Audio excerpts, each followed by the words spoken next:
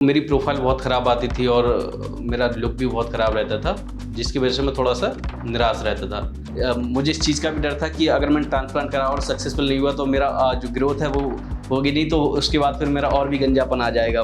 तो ट्रांसप्लांट कराने से पहले जैसा कि मैं बता रहा था कि बहुत डर रहा था, क्योंकि अभी मेरे पड़ोस में ही मतलब दोस्त हैं और उनके एक दोस्त हैं, तो उन्होंने ट्रांसप्लांट कराया था और जिसके एक साल बाद उनकी डेथ हो गई थी।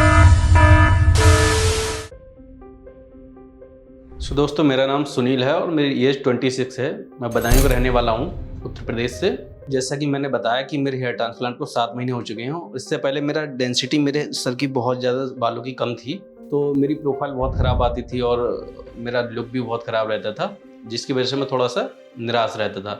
लेकिन अभी ट्रांसप्लांट होने के बाद 7 मंथ के बाद मेरी जो प्रोफाइल है या फिर मेरी जो कॉन्फिडेंस है वो काफ़ी ज़्यादा बूस्टअप कर चुका है और अभी मैं बहुत खुश हूँ इस चीज़ को लेकर। तो मेरा 3 साल से काफ़ी हेयर फॉल हो रहा था और एक्चुअली मेरा एक्सीडेंट हो गया था, उसके बाद से काफ़ी ज़्यादा हेयर फॉल हो रहा था। तो उसके बाद फिर मैं काफ़ी ज़्यादा निराश होने लगा और मेरा डेंसिटी को देखते-देखते मैं परेशान हो गया था, तो मैं समझ नहीं पा रहा था कि क्या करूँ? उसके बाद मैंने रिसर्च की, उसके बाद मैंने काफ़ी क्लिनिक्स देखे जिसका इलाज इसका ट्रीटमेंट कराने के लिए।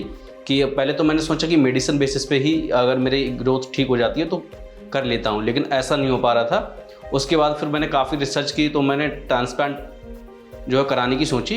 लेकिन ट्रांसप्लांट इसलिए कराने की सोची कि ये एक प्रॉपर उपाय है, वरना अगर पैच अप कराते हैं या फिर कुछ और कराते हो तो उसमें काफ़ी ज़्यादा मेंटेनेंस वगैरह बहुत सारी चीज़ें रहती हैं जो मुझे पसंद नहीं है। मेरे पास इतना टाइम भी नहीं था जो मैं इन सब चीज़ों में बार-बार करा सकूँ।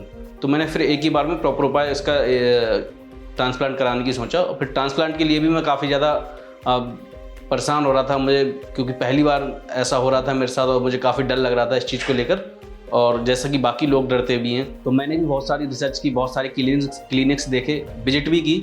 लेकिन फिर मैंने यूट्यूब पर क्यूएसटी का वीडियो देखा एक, और क्यूएसटी क्लिनिक का वीडियो देखने के बाद फिर मैं यहाँ पर आया और मैंने विजिट की। उसके बाद मेरी डॉक्टर से कंसल्टेंट हुई, तो उसके बाद फिर मेरा जो डर है वो लगभग ख़त्म हो गया।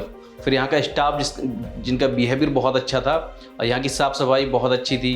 और जब मेरा ट्रांसप्लांट हुआ तो उस दौरान मेरे को पता भी नहीं चला कि ना ही दर्द हुआ, ना मेरे को पता चला कि ट्रांसप्लांट कब हो गया, और बहुत अच्छा प्रोसेस रहा। सो मैंने ट्रांसप्लांट के लिए क्यूएसटी को ही क्यों चुना, क्योंकि मुझे क्यूएसटी में एक तो जब यहाँ मैंने विजिट की तो यहाँ की जो हाइजीनिक तरीका देखा मैंने, बहुत ज़्यादा साफ़ सफाई थी। और उसके बाद फिर मैंने उससे पहले ही मैंने इसकी वीडियो देख रखी थी जिनमें मैंने रिजल्ट्स देखा था क्यूएसटी का उनकी हेयरलाइन नेचुरल तरीके से दिख रही थी और पता भी नहीं चल रहा था कि ट्रांसप्लांट भी हुआ है। और डोनर एरिया काफ़ी अच्छी तरीके से हिलता, तो पता भी नहीं चल रहा था कि ट्रांसप्लांट भी कराया गया है। उसके बाद फिर मैंने रिजल्ट्स काफ़ी लोगों के देखने के बाद मैंने जब यहाँ पे विजिट किया तो मेरे को और भी सेटिस्फैक्शन मिला। उसके बाद फिर मैंने यहाँ पे ट्रांसप्लांट कराया। सो ट्रांसप्लांट कराने से पहले जैसा कि मैं बता रहा था कि बहुत डर रहा था, क्योंकि अभी मेरे पड़ोस में ही मतलब मेरे एक दोस्त हैं और उनके एक दोस्त हैं, तो उन्होंने ट्रांसप्लांट कराया था और जिसके एक साल बाद उनकी डेथ हो गई थी। तो एक मिथ बना लिया था कि ट्रांसप्लांट कराने की वजह से उनके साथ ऐसा हो गया था। हालांकि मैं ऐसा नहीं समझ पा रहा था, तो मुझे इस चीज़ का भी डर लग रहा था। और साथ ही मुझे इस चीज़ का भी डर था कि अगर मैंने ट्रांसप्लांट करा और सक्सेसफुल नहीं हुआ तो मेरा जो ग्रोथ है वो होगी नहीं, तो उसके बाद फिर मेरा और भी गंजापन आ जाएगा। तो मैं वही सोच रहा था कि डोनर एरिया से भी मेरी जो डेंसिटी कम हो जाएगी, तो मैं बहुत ज़्यादा परेशान हो रहा था। हालांकि फिर होने के बाद मैं काफ़ी सेटिस्फाइड हूँ और मेरा सब डर खत्म हो गया। सो अभी 7 मंथ हो चुके हैं मेरे हेयर ट्रांसप्लांट के बाद, और मैंने अभी तक जितने भी मैंने मिथ सुने थे कि ये हो जाएगा, वो हो जाएगा, या फिर ऐसा साइड इफेक्ट हो सकता है, वैसा हो सकता है, मेरे साथ ऐसा कुछ भी नहीं हुआ। और शुरुआत में हालांकि जब मेरा ट्रांसप्लांट होता तो 5 डेज़ तक प्रिकॉशंस लेने पड़ रहे थे, तो उनमें थोड़ा सा दिक्कत भी नहीं है। अगर आप घर पे रह रहे हैं तो नेचुरली वो सारी चीज़ें आमतौर पर आप कर सकते हैं जो बाकी चीज़ें कर रहे होती हैं। और उसके 2 महीने बाद तक 3 महीने तक शेडिंग फेज़ रहता है, तो उस दौरान थोड़ी सी परेशानी होती है। ऐसा लगता है कि अभी ये शेडिंग फेज़ के दौरान हमारी ग्रोथ कम हो रही, तो फिर बाद में आएगी भी या नहीं। लेकिन मैं इस बारे में सोच भी नहीं रहा था, क्योंकि मैं आम दिनचर्या में अपने लगा हुआ था, बाकी की जो काम कर रहा था वो काम कर रहा था मैं। और फिर उसके बाद 3-4 महीने बाद, 5 महीने बाद मुझे रिजल्ट काफ़ी अच्छे दिखने लगे, और अभी तो 7 मंथ में मैं काफ़ी अच्छे रिजल्ट आ गए हैं मेरे। सो 7 मंथ के बाद मेरे जो रिजल्ट्स हैं उनसे मैं काफ़ी खुश हूँ। और आप भी देख सकते हैं कि मेरे पहले की हेयरलाइन में और अभी की हेयरलाइन में काफ़ी अंतर है, और मेरी डेंसिटी भी काफ़ी ज़्यादा अच्छी हो रखी है। और मेरे जो डोनर एरिया है उसकी भी काफ़ी अच्छी तरीके से हील हो गया, वहाँ से पता भी नहीं चल रहा है। आप देख सकते हैं कि पता भी नहीं चल रहा है कि मेरा यहाँ पर कहीं पर बाल या फिर निकाले गए हैं, मतलब पता भी नहीं चल रहा है मेरे को। सो ट्रांसप्लांट कराने के बाद जो मेरे नज़दीकी लोग हैं उनको तो पता है कि मैंने ट्रांसप्लांट कराया है, जिनमें 2-4 लोग हैं। बाकी मैं अगर कहीं पर भी जाता हूँ तो कोई ये नहीं कहता कि मैंने ट्रांसप्लांट कराया है, क्योंकि पूरा जो लुक है वो नेचुरल तरीके से, एयरलाइन भी नेचुरल है और सब नेचुरल जैसा दिखता है, बिल्कुल भी पता नहीं लगता है कि मैंने ट्रांसप्लांट कराया है।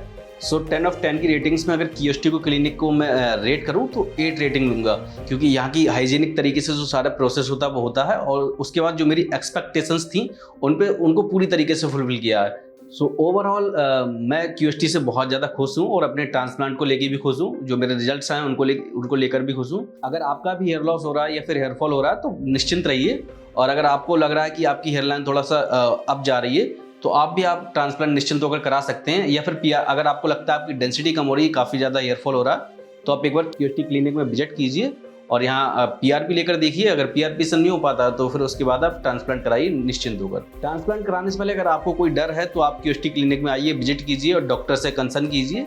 आपके सारे जो डाउट हैं वो क्लियर हो जाएंगे, तो उसके बाद हो सकता है आपका डर भी खत्म हो जाएगा।